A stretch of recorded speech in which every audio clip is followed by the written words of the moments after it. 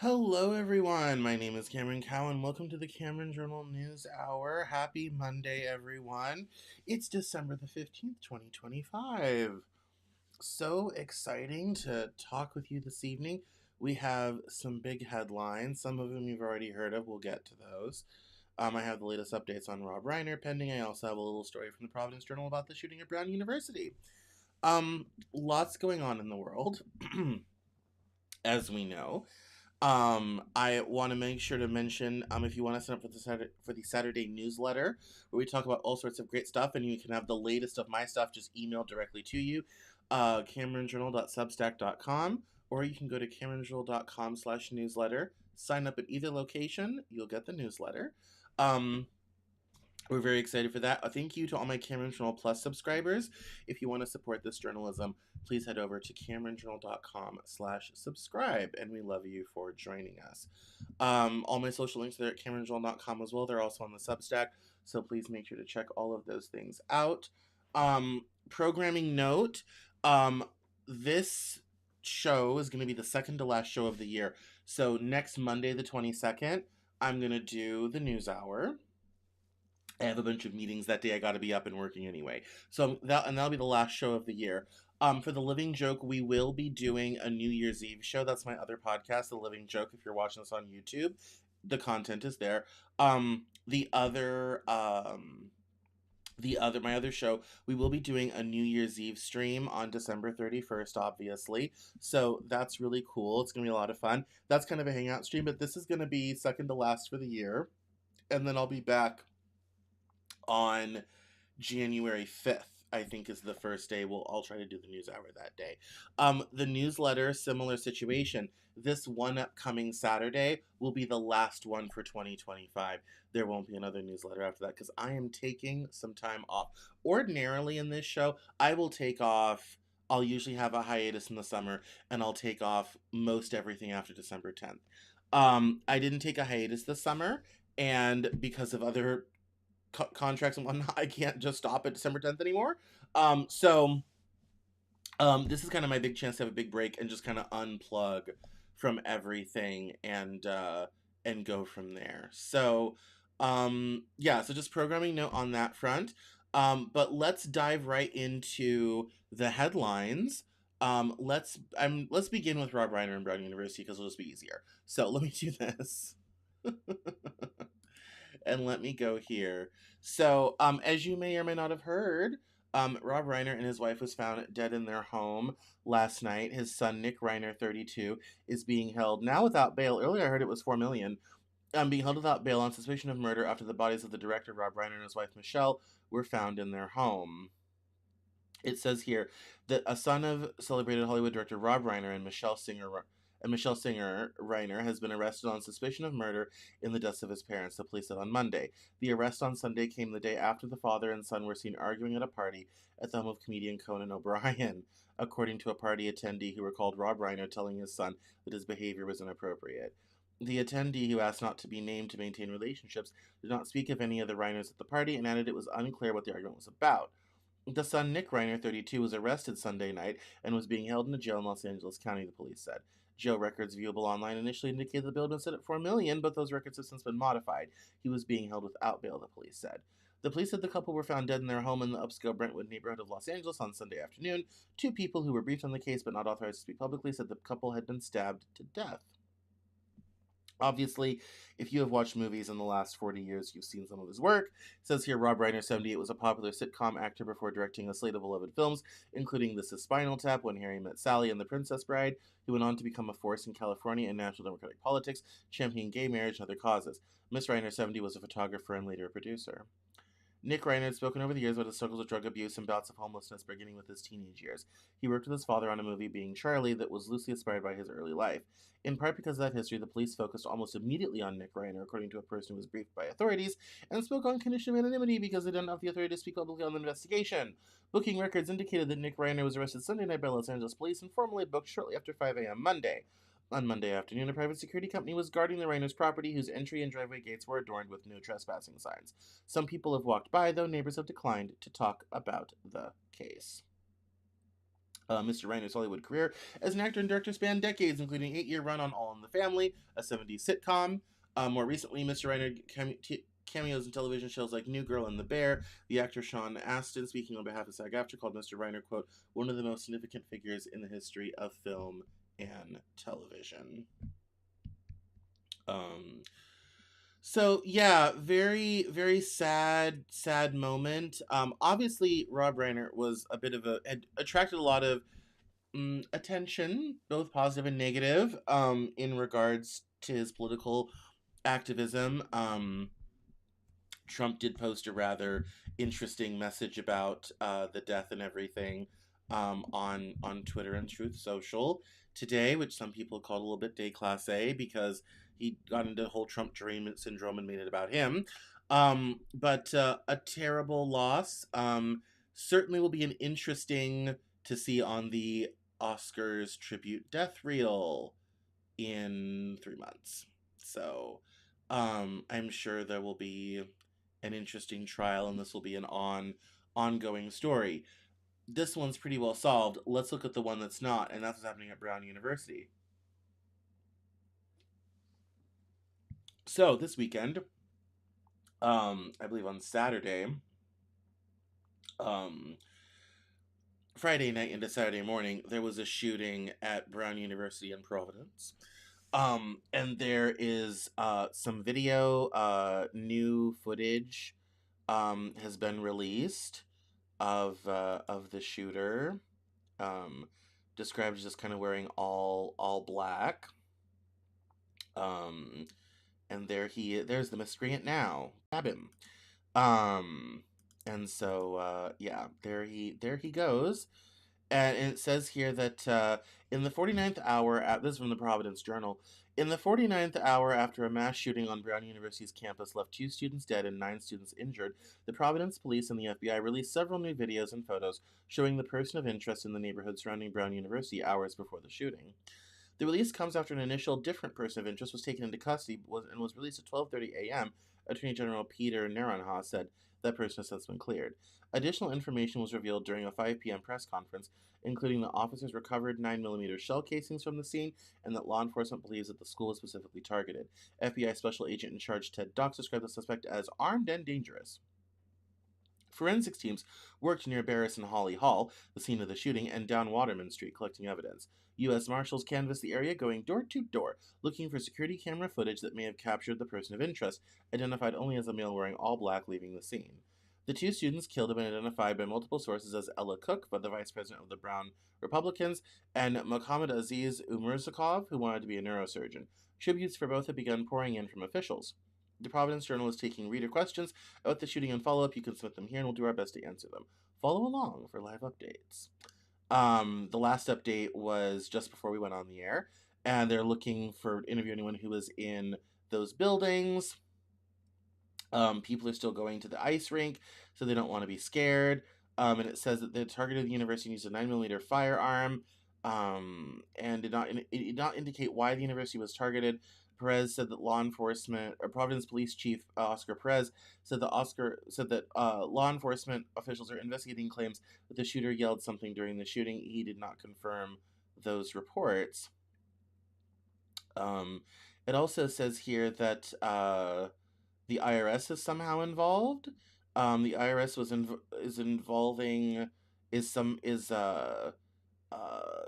involved in the investigation somehow, but no one's not quite sure how. Sort of things. So there's multiple things happening, but no suspect yet.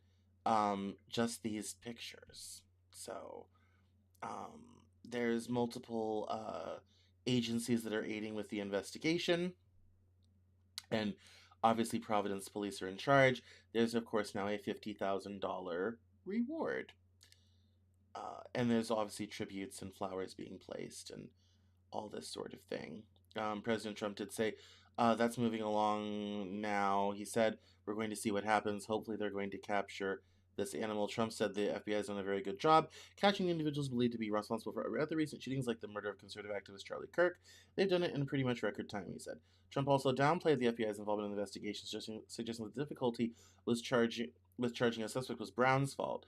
Quote, you'd really have to ask the school a little bit more about that because there was because this was a school problem. He said they had their own guards, they had their own police. You'd have to ask that question to the school, not to the FBI. We came in after the fact. So that's all we know on that for now. But those are kind of the big stories of the day. Before I dive into the next one, I also want to mention Anthony Geary from General Hospital also died today. If you're into daytime television and soaps, he played Luke on General Hospital, which was really cool, and just yeah, um, just a really great actor. Was in our living rooms for a long time. So um it's yeah, so he passed on today, which was really tough thing. And I just it's just amazing how you know, you miss never met this guy obviously, but um he was a part of our lives, sort of thing. Because he was in our living rooms every day, playing this beloved character for decades at a time. So, um, our hearts with that family as well. As a side note, I can't wait to hear Conan talk about the fact that the Rob Reiner stuff started at his party. I will be set for the podcast on that sort of thing. So, um, but moving right along, we're going to get right into an interesting topic of the day, and that is I'm going to change the graphic right now, and we're going to go with what's wrong with men. I think because I have an interesting set of stories about that, and longtime listeners will know that I've written about men and manhood since the earliest days of my career. I was a contributor to the Goodman Project. I've interviewed Paul Elam. In fact, that interview is going to go back up here soon because I found it. It was kind of lost media for a little bit, but it was still on the website, and I found it. I'm going to publicize it more widely. Um, and, uh, and so I have a couple stories on this, and I want to kind of dig in this because a lot of stuff are downstream of these issues, and there's a news story out from Compact Mag today talking about how white millennial men have been left behind in cultural institutions. But this isn't just a millennial problem, or even just a man problem, or even just a white man problem, or even just a man problem. This is kind of a whole we're leaving half a society behind sort of thing. And I already had a story about this, and then the Compact Mag thing came out today, and everyone's talking about it. So I want to start with Brad Wilcox here, though, because he says, my female students at the University of Virginia are worried about the state of the opposite sex. The women who take my sociology of family class tell of brothers living in their parents' basements, boyfriends hooked on pornography, and male peers who don't pull their weight in group projects. Most troublingly, many of these women say they have never been asked on a date. Their voices are part of a rising chorus expressing concern about the falling fortunes of our boys and men. Does this video do anything? Boyfriends hooked on pornography. Okay, that's just the transcription of the video. Um, and it was kind of a response also to this post where he said, I think he wrote a story about this, and it says, why are so many boys and men floundering? Our culture has failed to offer a clear and compelling models of masculinity at which young men can build their lives. These men are not measuring up, in part because they've never been given nothing to aim for as men. And there's a new book from Scott Galloway out called Notes on Being a Man. Protect, provide, procreate, um, and and this has obviously been a sort of uh, hot topic for a while, and Scott Galloway has become a big voice in kind of what's going on with men. I do see I do see this one post that says Scott Galloway is the safest edgelord in America. The manosphere's sharpest advice wrapped in sun and love bubble wrap, and it's making him richer than almost anyone else in the space. Also true. And it's um and he does a whole takedown of Galloway on that sort of thing, but it is uh it is an interesting an interesting dynamic, and especially if we go back to the original post and video from Brad Wilcox of all people, in the family studies, this idea that men are just not keeping up, and it's kind of funny because I was just on doing a podcast with the journalist David Beckmeyer, and we were talking about my new book, America's Lost Generation, out now, and it's up here. I put it away because I did finish the appearance, but here we are, America's Lost Generation, out now. Um, and we were talking about, and I was talking, we were talking about all this, and I said, there's so much downstream of economics. There's so much downstream of when there are not jobs, when there are not, not just enough money to take care of yourself, but enough money to buy a home one day, to be able to afford a family, to be able to afford, the ability to date, all this type of thing. There are stories, and there's one story in the book of a guy being like, I can't afford to go out and date. You got to pay for the dinner and drinks and gifts and all this type of thing. It's like, I don't have that kind of money. I can't afford it, sort of thing. And a lot of people will say, oh, well, that's not what our grandparents did. Well, okay. My great grandmother found a guy in Pennsylvania during the Depression who said, marry me for my back pay because he worked for a ditch digging company. Well, it's not 1929 or 1930, sort of thing. Um, so, that's maybe not a great metric to go by. And especially in a day and age where women are economically independent, there's no reason for her to go after a guy that doesn't have money. Like, she has her own. And we're not so advanced that women are the one doing the asking and the paying and all this type of thing. There's still some expectations for men to bring something to the table. And that's kind of what this original post from Brad Wilcox is about. And I just found it interesting that, women are kind of like, well, where are the men? Where they checked out? Why are we not getting all this type of thing? And there's a lot of potential answers to that question, but I think a lot of it is economic. And when I was studying the hikikomori in Japan, and also NEETs, not in education, employment or training, which is a fancy word to describe those people who don't are not engaging in those opportunities. um, the economic picture becomes quite stark, and you're like, oh, with a different economy this would be different, wouldn't it? Yeah, it would. And we have this economy now where a lot of the good stable employment is not necessarily flowing to men, especially in an economy where knowledge work is happening, all this sort of thing. I have a story about AI later on that's going to be even more frightening. But I think, for a lot of men, it's quite frankly, there's no real incentive to go out and do those things, and no idea that it will pay off. You can put in a lot of effort and get nowhere. So would you rather be in a sad studio or in a roommate situation, barely surviving, all this type of thing, or would it just be faster, easier to stay in your parents' basement? You know, as far as the hooked on pornography aspect of things, it's everywhere and has been for some time. Not saying that's a healthy thing. That's just part of the conversation. And male peers that don't pull their weight in group projects, that's normal.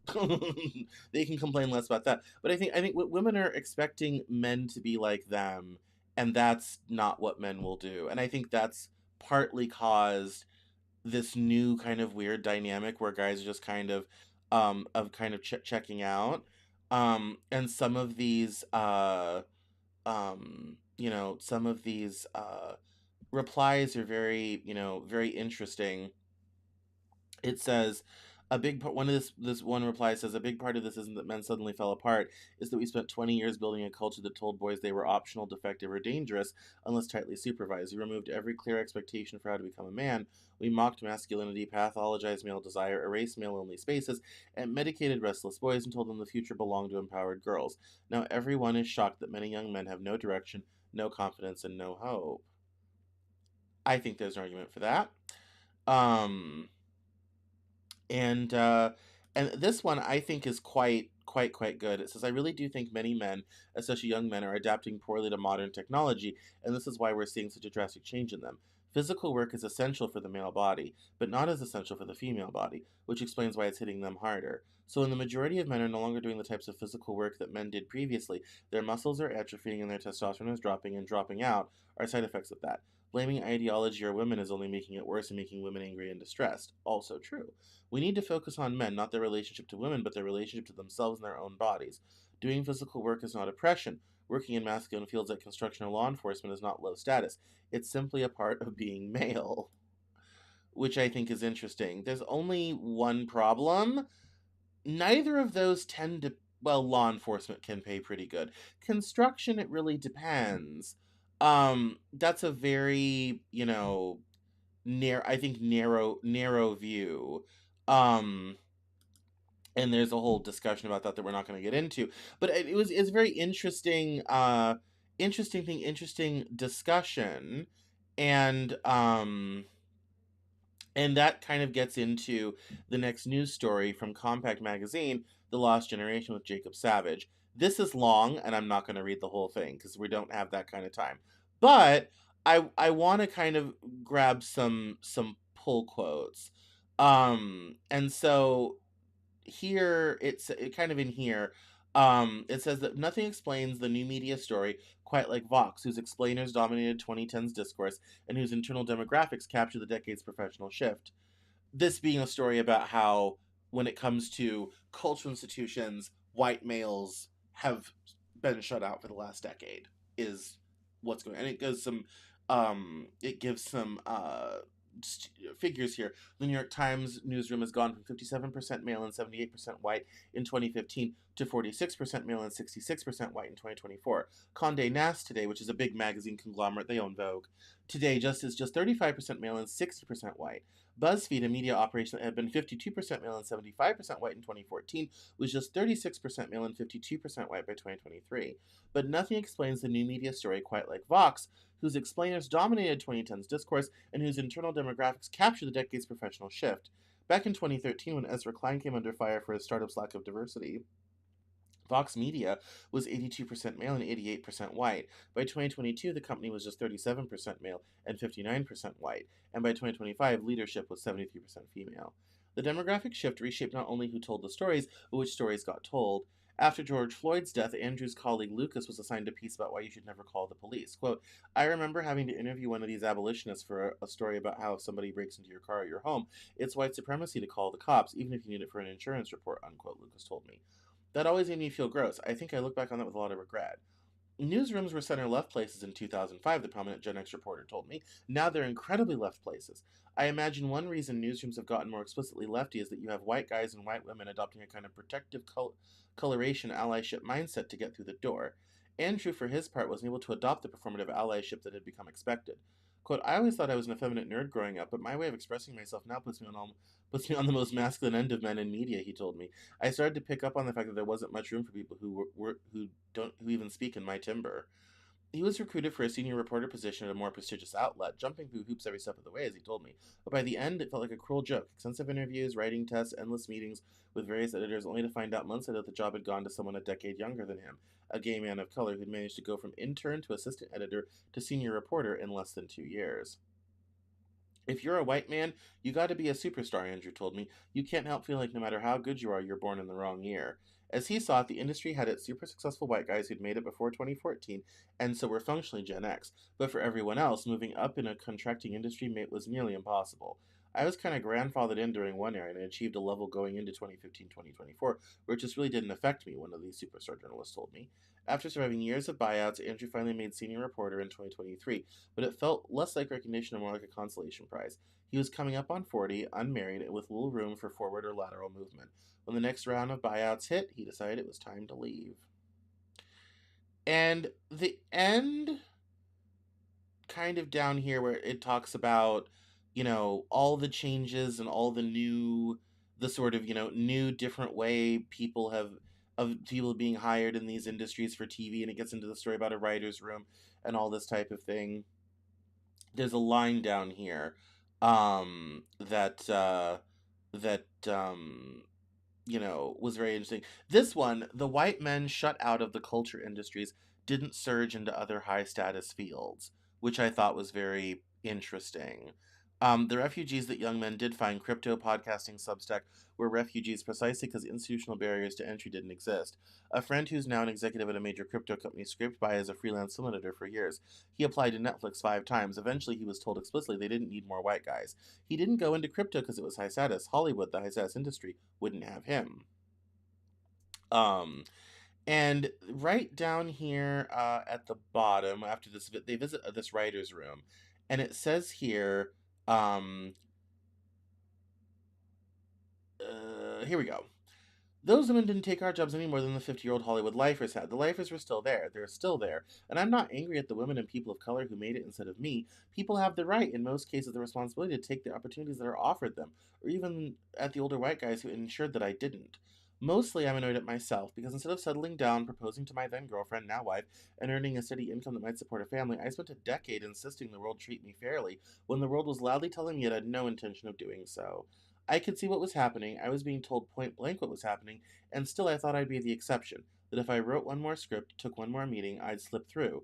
But very few people get to be the exception. It's strange and more than a little poisonous to see yourself buffeted by forces beyond your control. But there's also a comfort in it. Because it's less painful to scroll through other people's IMDb pages late at night figuring out what shortcut race gender connections they took to success than to grapple with the fact that there are white men my age who've succeeded, and I am not one of them. I could have worked harder, I could have networked better, I could have even been better. The truth is, I'm not some extraordinary talent who was passed over. I'm an ordinary talent, and in ordinary times that would have been enough. I'm going to read that one more time. The truth is, I'm not some extraordinary talent who was passed over. I'm an ordinary talent, and in ordinary times that would have been enough. There's a wounded pride here. How could there not be? I have two sons. I used to imagine long before they were born that I would take them to film sets, that I'd bring them along to exotic locations. Instead, their father spends most of his working day in his bedroom, scrolling through spreadsheets and ticket listings. He sells tickets professionally. What do I say when my boys ask about my old hopes and dreams? What do I tell them when they ask about theirs? Jacob Savage writes from Los Angeles.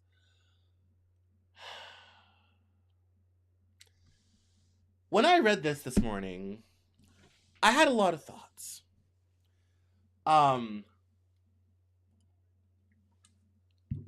This milieu of men being shut out, and in this case specifically white men. He and I are very close in age. I think he's maybe a little older than I am.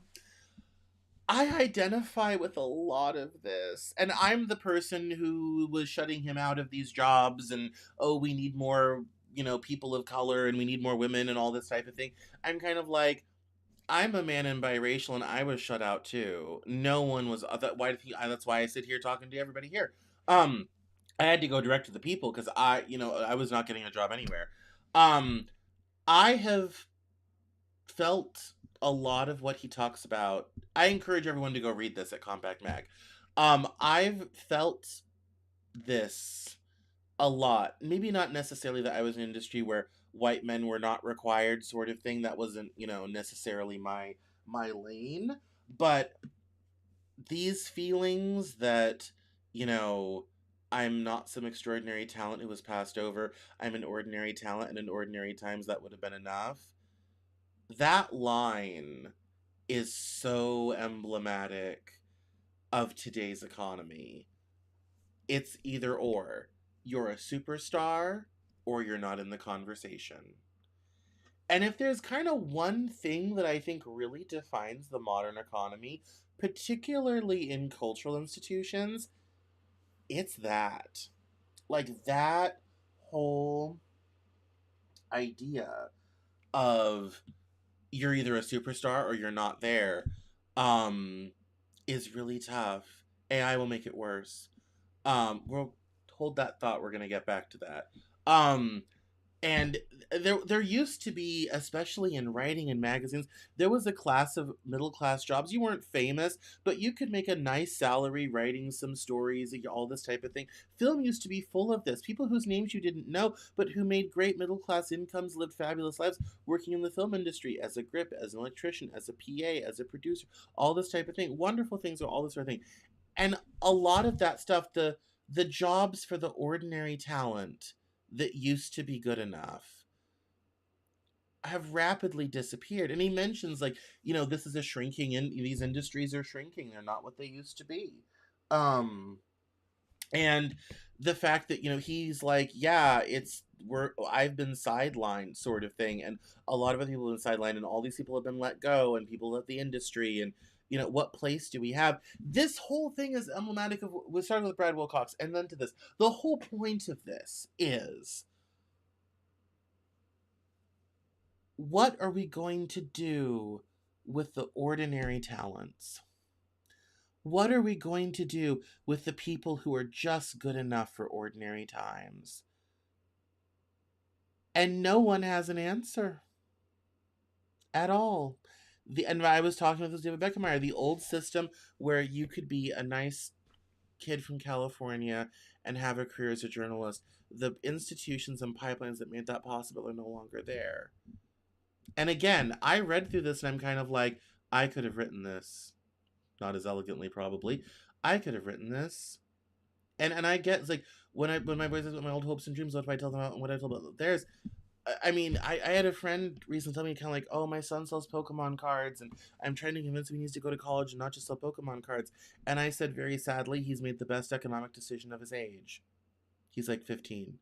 I'm like, he's made a great economic decision. He'll probably make more money than he would by going to college. That's not good, everyone. Like, how many are here? 11 people. We're having a good night tonight. Like, that's not good, everybody. This isn't good. Bad, bad, bad, bad, bad. Like, this is not good. And this obviously this article is attacking DEI and and the white men getting all this type of thing and the decline in white men, and that point is incredibly well taken. That's all great and everything, but the reality is that this is a peek into a much bigger problem. And most of his working day in his bedroom, scrolling through spreadsheets and ticket listings.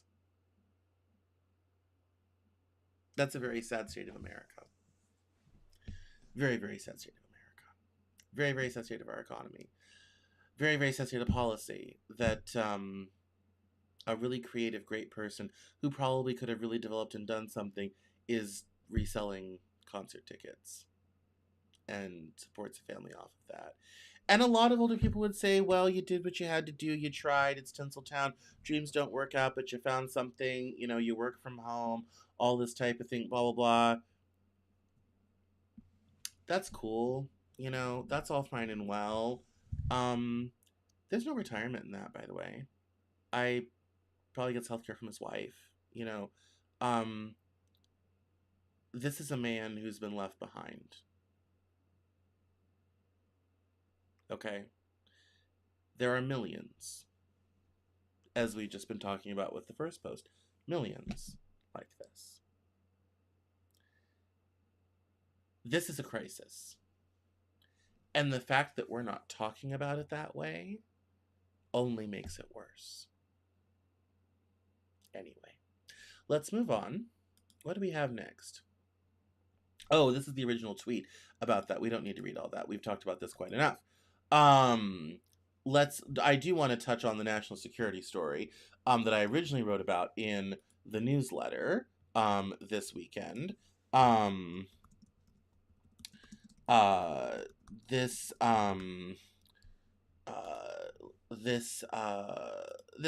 new report that came out about military readiness, and there's a new reset about national security that the Trump administration released, a 3-page report. Lots of interesting developments in this front. This is very interesting. And so I loved this post because they articulated it very well. I referenced it in the Saturday newsletter, which you would have read if you'd subscribed, CameronJournal.substack.com. It says here, the 2025 national security strategy dazzles with patriotic spectacle, but the real revelation is quieter. Washington has begun admitting, first to itself, then to the world, that the architecture of its empire exceeds the strength of its foundations. Not in those words, of course. Empires never confess in plain language, but the subtext is unmistakable. A superpower that once claimed every horizon now admits between the lines that the horizons have outrun it. The doctrine that guided Washington for more than 3 decades, global reach without global limits, has evaporated. Not renounced, not debated, simply gone, like a magician's dove that never returns to the stage.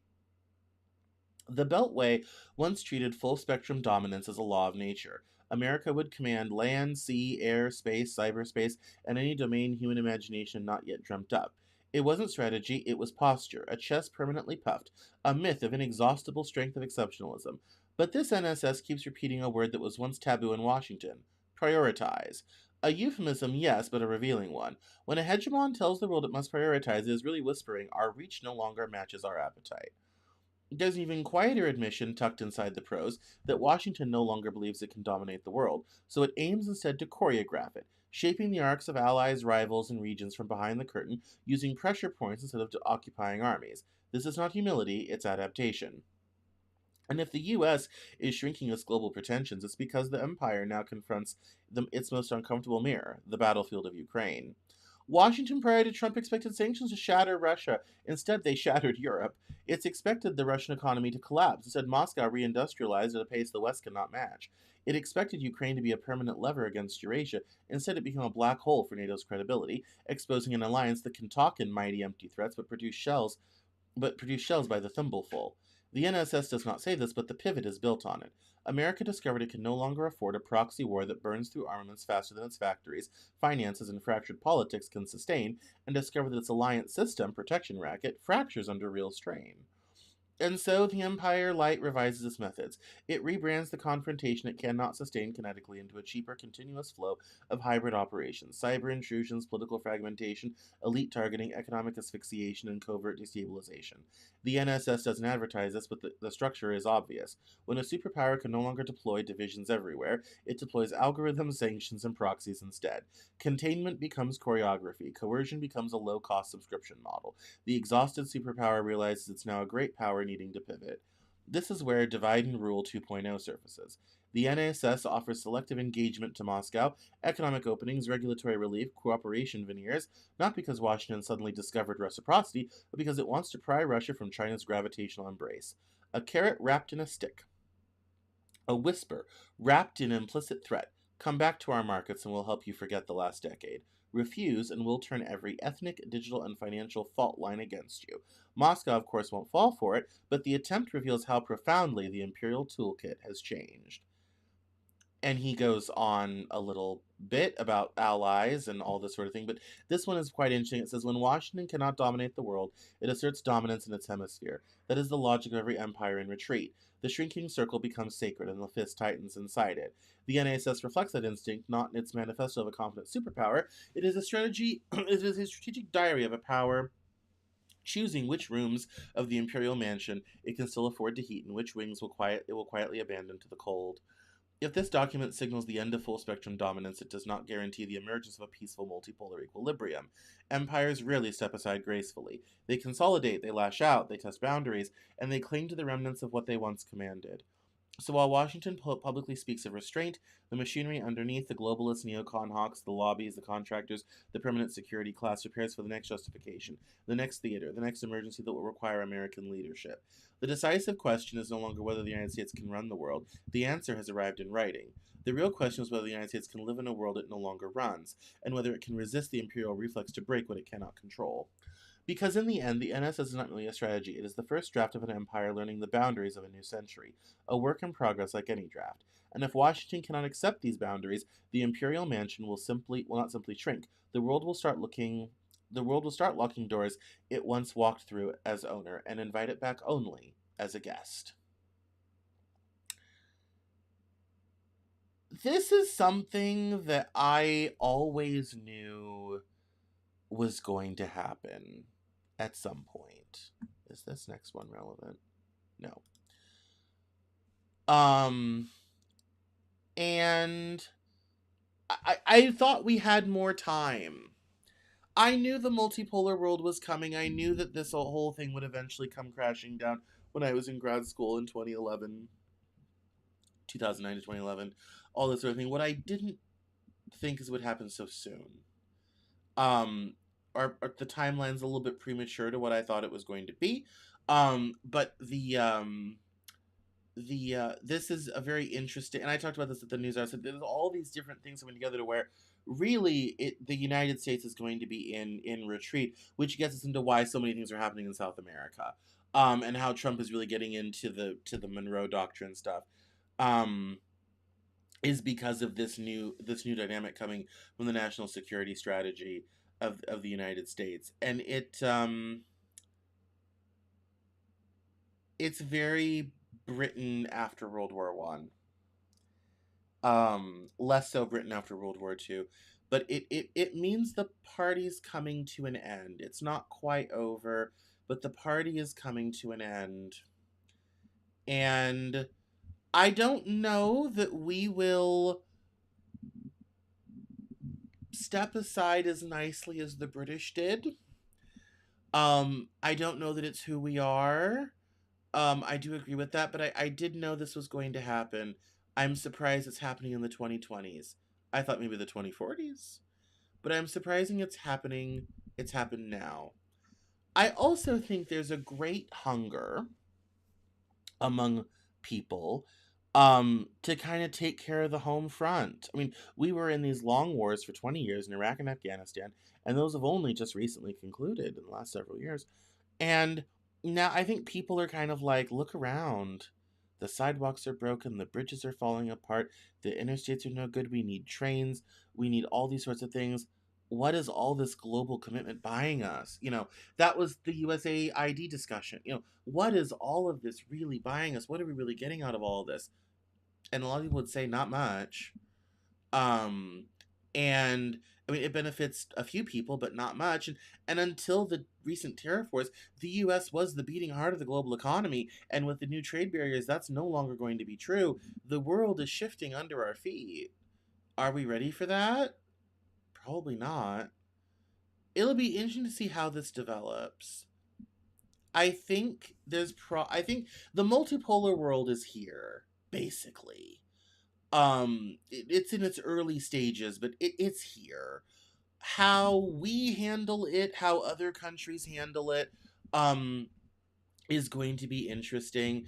I think we will definitely, there'll kind of be probably a big leveling with other nations, other parts of the world, how we do business. This means lifestyles will change, wealth will change, the type of social supports we need will change, the way we issue debt, what we do with our currency, all this sort of stuff will need to adjust to the new reality. Um, Everything else follows on from the military strength, and the idea that all of this is kind of shifting under our feet. Um, it will be very interesting to see where we are at the end of Trump 2.0 in 2028 and see how the next administration handles it, because I think that's when it becomes real. I think towards as this decade comes to a close, as we crest into the 2030s, what I've just read and what will really become real, and that's only 5 years from now. So really 4 years, because we're almost to 2026. 4 years from now, as we get to into 2030. As someone who was alive for the tail end of the American High, and as someone who got to live through Pax Americana in the 90s, the emotional feeling of diminishment is real. The fact that I knew it was coming does not make it hurt any less. And it's a sad moment, but an important one. How we manage this, how we act, how we adjust to this new reality will define this country for probably the next 50 years. It'll be very important. But there'll be a lot of changes that will affect our everyday lives. From the price of things, the jobs available, the cultural cachet, ability to travel, all this type of thing. It will all be changing in profound ways that we don't yet understand. And we haven't even talked about AI yet. All right. Let's go to the next story, which is going to be about, if the economy is so good, why is everyone complaining? And this is an interesting so this is an interesting sort of video. Well, let's just watch.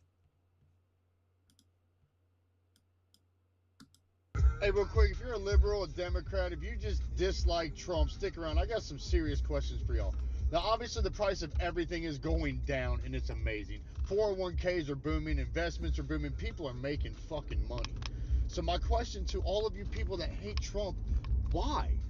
Now I get it. There's some shit that motherfucker has done that I dislike. But currently America's doing better. Everything is thriving. A lot better than the last administration. The last administration, I couldn't even afford to survive. I was starving, freezing. I didn't know how I was going to pay my bills. But since Trump and his administration took over, shit has gotten significantly better. My bills are paid till 2027. This car is paid off 4 years early. I got money in the bank. I can help other fucking people. I couldn't do that before. Now, I understand your party, your media is built on misinformation and division. But I promise you, if you turn off the news and just look around and live your life, you will see that it got significantly better. So again, let me know in the comments why you dislike him. I understand majority of you dislike him because you're told to. It's part of that whole cult-like vote blue no matter who mentality. So again, let me know in the comments section because you definitely sat back and watched Joe and his hoe destroy this country and you said nothing. But now you have everything in the world to say. It's the hypocrisy and the ignorance for me. So again, I don't agree with everything Trump has done, but he's absolutely better for America. I love all of you. Let me know in the comment section. I'm your Huckleberry.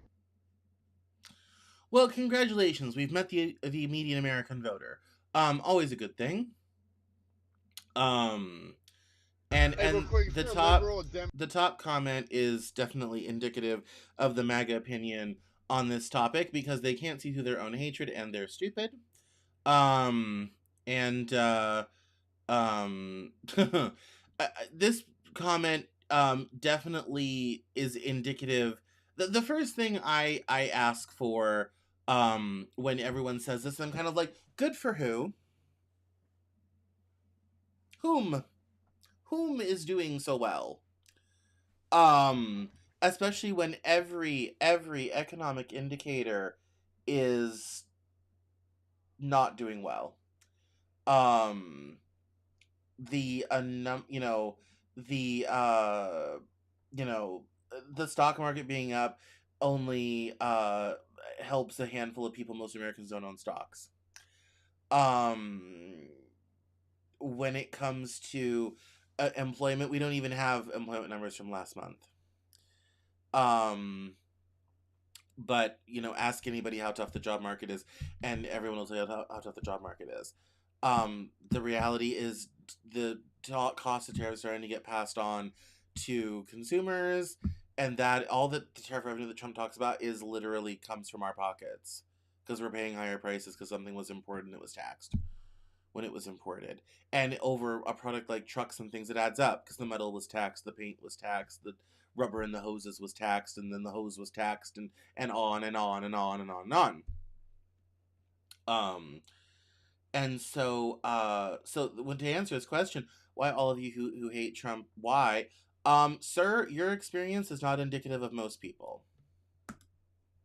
That would be the answer to your question. I'm glad that your situation has improved. I'm always happy when anyone has money in the bank and can pay off their car and all this type of thing. But this is not the experience of a lot of people, and that's where the anger is coming from. It's not purely just because of, well, Trump did it, so we're going to be unhappy about it. I'm sure there are people in that boat. We could find those people. But there's a lot of us out here who it's not better. And for some people, one could argue it's a bit worse given, tariffs and all this type of things when small businesses have had to close.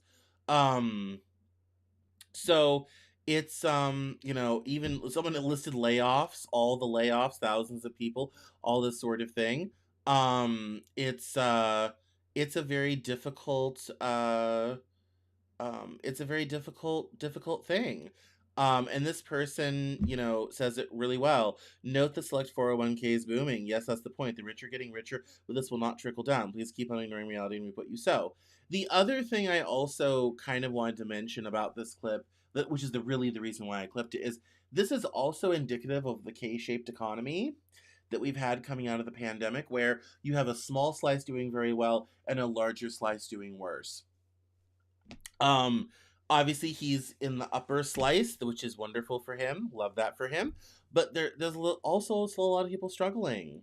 That and I mean, it's also hard to judge the Biden administration fairly. They only had a world-shattering pandemic whose recovery didn't even begin till 2023.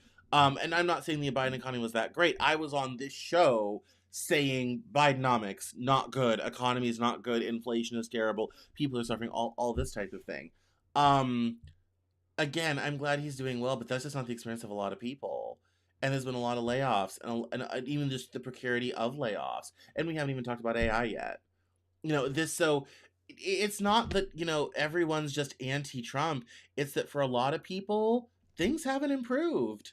Simple as. It's not too complicated. Um, this We're getting to the top of the hour, so I'm probably going to save this one for next week. Let's dash down to AI. Um, yeah, the EU blowing apart, we can skip that. Actually, let's do this guy first. Actually, before we get into, we'll save boomer luxury communism for next week, and we'll finish on AI taking your job. But let's watch this guy first. I'm just gonna play this. Beware of the sensitive language, will be what I tell you. Homosexuality is degenerate. It is bad for the populace. It's bad for society. It's been incredibly harmful. We've seen a full court press against our own children as the sacrificial lamb in order to appease older gay men and make them feel better about themselves. It's wicked. It's predatory. And I think, yeah, it is appropriate for us to be able to call it what it is and say, wait a second, this is perverse, it's wicked, it's faggotry, and it needs to stop. I think that that's okay. Yes, you can use that word on occasion, as I just did, to say, no, we're not going to tolerate faggotry with our children. Cut it out. Stop it. Say Christ is Lord. Stop it. I do think that we can use some strong language. Homosexuality is degenerate. It is bad for. Submitted without comment? No, I'll comment. It's it's it's it's not surprising when a Christian nationalist wants to come. I mean, LGBTQ stuff is the first defensive line on the liberal progressive project. Let me change this graphic real fast.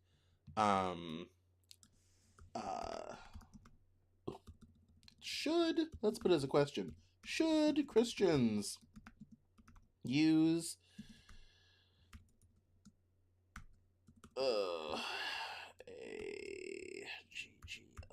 AGGOT as a slur? That'll be provocative. That'll catch someone's eye. This is not surprising coming from Joel Webben. He's a Christian nationalist. In the march of Christian nationalism and in the rollback of social rights earned over the last several years, LGBTQ rights are always the first defensive line. And the rhetoric he's using here tells you why. It's viewed as disgusting, perverse, degenerate, predatory. This was the attitude until about 20 years ago. This is what a lot of people have fought and a few people have died for to stop. Even before race, they'll go after LGBTQ. The only reason I kind of bring this up is because Christian nationalism never gets the attention that it really deserves. It is a subject I've written about extensively. I work with Mikey Weinstein over at the Military Religious Freedom Foundation. He is the loudest voice talking about Christian nationalism in the U.S. military and in society more broadly, and he and I have done a lot of interviews and a lot of articles, everything together. So I'm not surprised about any of this. I grew up with this. It's fine. But these people are always going to go after the LGBTQ community first because it is the easiest thing to attack. It is extremely vulnerable and extremely precarious. This is where a lot of the dialogue has been having over trans rights really hurts the rest of the letters in that alphabet, because the trans stuff gives people a cover to go out in public and talk like this. That's the, I think, kind of the frightening part, is that what's happened with trans rights has given him the liberty to come along and say this sort of thing. Not that he doesn't have a right to say it. We live in a country with free speech. Of course, he has a right to say it. I have a right to criticize it. That's what keeps me in business. We have fun here. But the fight is always going to start here. The fight to maintain rights as people is always going to start here, and it's something that I always continue to feel that I need to have a very loud voice for, because there's people in different positions that are more vulnerable that can't always necessarily speak out about those things, especially as someone who dates women, will probably get married to a woman, but does enjoy the company of men. I feel like an even bigger responsibility to be kind of like, no, I'm sorry, Mr. Webben, you don't get to do that. You don't get to, you can restrict whoever's around your children that you want to, but you don't get to say I don't get to exist in society. If you want to keep your children cloistered away from all of that in your church, in your community, whatever have you, God bless you. Please do so. That's fine. If you want to keep your children from being exposed to this sort of thing, that's your right as a parent to do so, and I will never complain. But to say that I just don't get to exist in society, or that we're predatory, we're evil, all this sort of thing, that we have to be hidden away like some shameful thing, that I'm not going to sit around for very long. You can do whatever you need to do in your own private home, family, whatever have you, but the rest of us still get to live and work and exist in society. You don't have to like us, don't have to talk to us, don't have to associate with us. That's all fine and well. That's your right not to do so. You can spend every Sunday talking about how awful and terrible we are. We have free speech, it's your right to do so, and go right on ahead. I'll keep talking about you. But we also live in a country together as well. And that's also really important too. So that's that. Let's finish on AI. Preferably on the face. It says here, a Yale economist just published a paper that should terrify every knowledge worker. Oh, let me change the graphic. I just started doing these graphics the other day, and I'm trying to be more fancy. And more sophisticated. AI and your job. Let's start with that. That sounds fun. And so we'll do that, and maybe we'll even make it a little bit a little bit bigger. We'll move that there, and we'll even maybe go up a couple sizes. There we go. Oh, good. That looks perfect. So it says here, a Yale economist just published a paper that should terrify every knowledge worker. It's not about AI taking your job, no. It's about AI making your job economically worthless while the economy booms. Let me explain the nightmare scenario. The paper We Won't Be Missed starts with two simple premises. 1. AGI arrives, AI that can do any economically valuable task. 2. Compute becomes abundant, keeps getting cheaper like Moore's Law. From these two assumptions, the whole economic order collapses. Here's the key insight most people miss. The paper divides all work into two categories. Bottleneck work, essential for growth, energy, logistics, R&D. Accessory work, nice to have, arts, hospitality, therapy. This distinction changes everything. Proposition 1 proves something shocking. AGI will automate all bottleneck work. Not because humans are bad at it, because sustained growth requires it. The economy literally cannot afford to have critical functions limited by fixed human labor supply. So what happens to economic output? Propositions 2 and 3, output becomes a linear function of compute. Growth rate equals compute growth rate. The entire economy's expansion is now tied to one thing: how fast we can scale computational resources. Human labor? Irrelevant. But surely humans will still get paid well for the work we do? Nope. Proposition 4 is brutal. Your wage converges to the cost of the compute needed to replicate your work. Not your skill, not your experience, just how much would the AI version cost. Think about that for a second. As compute gets exponentially cheaper, the ceiling on your wage falls. A surgeon's salary isn't set by years of training anymore. It's set by what does it cost to run the AI that can do the same surgery. Replicatable equals cheap. This leads to the paper's most devastating conclusion.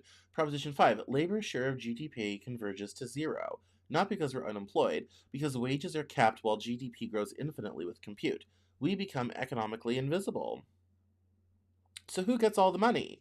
Answer, the owners of compute. All wealth flows to whoever controls the computational resources. It's like the transition from feudalism, land equals wealth, to capitalism, capital equals wealth. Except now, compute equals wealth. The paper extends this to science itself.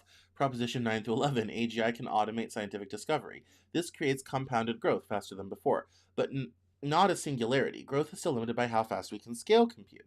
Progress, but not infinite. The title, We Won't Be Missed, isn't about job loss. It's about economic irrelevance. The paper proves if tomorrow half the population stopped working, no one would notice. Growth continues, living standards rise, just without us mattering. This isn't sci-fi speculation, it's formal economic modeling with propositions and proofs. The questions it raises: how do we distribute wealth in a zero labor share economy? What is work for if not economic value? Who should own the compute? We need answers fast.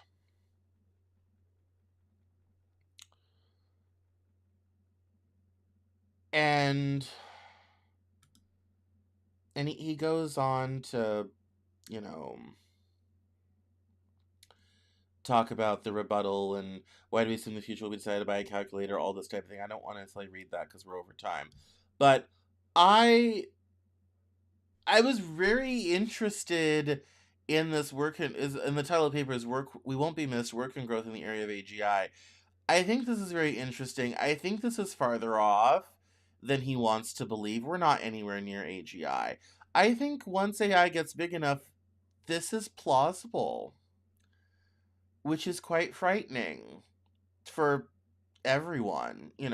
Pretty soon you won't want to watch me for the news. There'll be a nice man AI here who'll be telling you all about it. And it will probably be more entertaining than I am.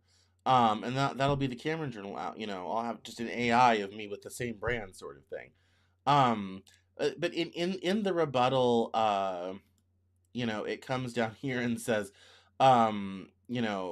why? Because think about it, if pure economic logic were sovereign, child labor would still be common.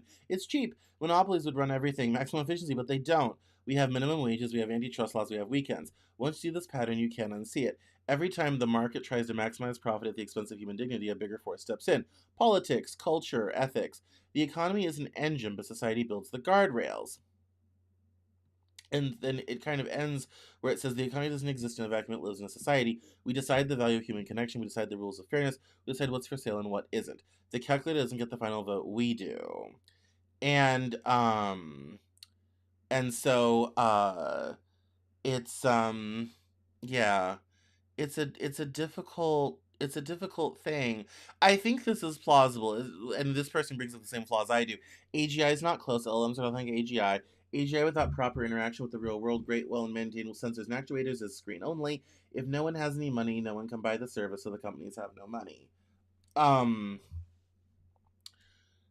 think this is a very interesting thing, and I think what's kind of fascinating is the idea of of how much does it cost to replace your job is going to hit white collar jobs like a ton of bricks. The LLMs have a long way to go in that aspect, but it's not never. It's we could get there sort of thing. I just wanted to put this out there as a thought and an idea because I thought it was an interesting thing. And the abstract says, as computational resources expand, the economy automates all bottleneck work. Some accessory work can be left untouched by AI and assigned exclusively to humans. Output becomes linear in compute and labor. Its growth is driven by the expansion of the compute. Wages converge to the opportunity cost of computational resources required to reproduce human work. The share of labor income in GDP converges to zero. I think there is a potential future not too distant from now where you end up with computational AI downward pressure on wages.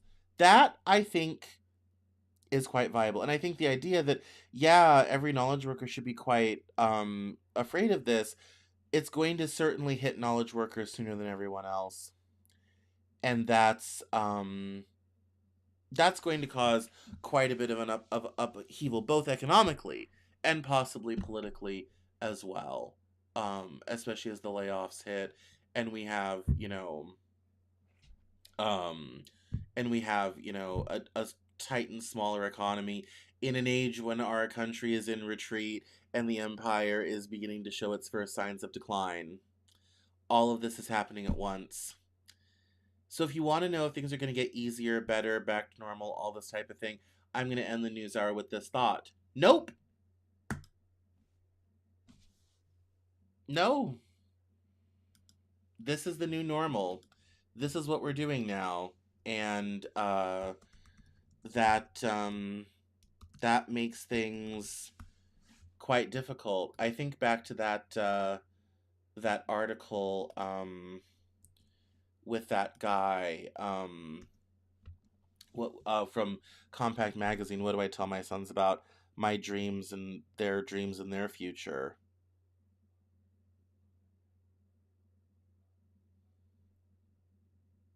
I don't think we have the answer for that anymore. So, yeah. Anyway, it's tough. I'm exhausted. It's cold here in New England. It's 24 degrees outside. It snowed. I want to be under a blanket all day, so I'm going to go get under a blanket. Thank you all so much for coming. All 11 of you. My name is Cameron Cowan. This is the Cameron Journal Newshour. Catch me on Twitter, LinkedIn, at Cameron Cowan, at Cameron Journal on TikTok, and at Cameron Cowan on Instagram. And don't forget to sign up for the newsletter. It'll come out on Saturday. And have a really great week, everyone. I'll see you next Monday. And happy holidays, second to last show of the year. Happy holidays to everyone. And condolences to the victims of Brown University and to Rob Reiner's family. Our heart goes out to you. So thank you so much, everyone. Have a wonderful night.